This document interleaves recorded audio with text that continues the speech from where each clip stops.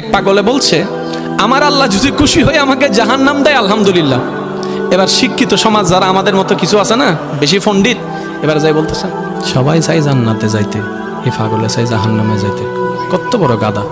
পাগলে মুস্কি হেসে বলে যায়, হ্যাঁ ঠিকই বলছেন, আপনাদের মতো সুস্থ আমি হতে চাই না, এই পাগলেই থাকতে চাই। এবার তাদের একটু টনক লটলো, কয় কেন? সবাই চাই জান্নাত, তুমি চাচ্ছ জাহান্নাম।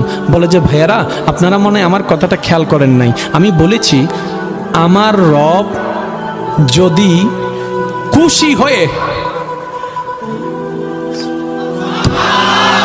আমার রব যদি খুশি হয়ে আমাকে জাহান্নাম দেয়, আমি সেটাও নিতে রাজি।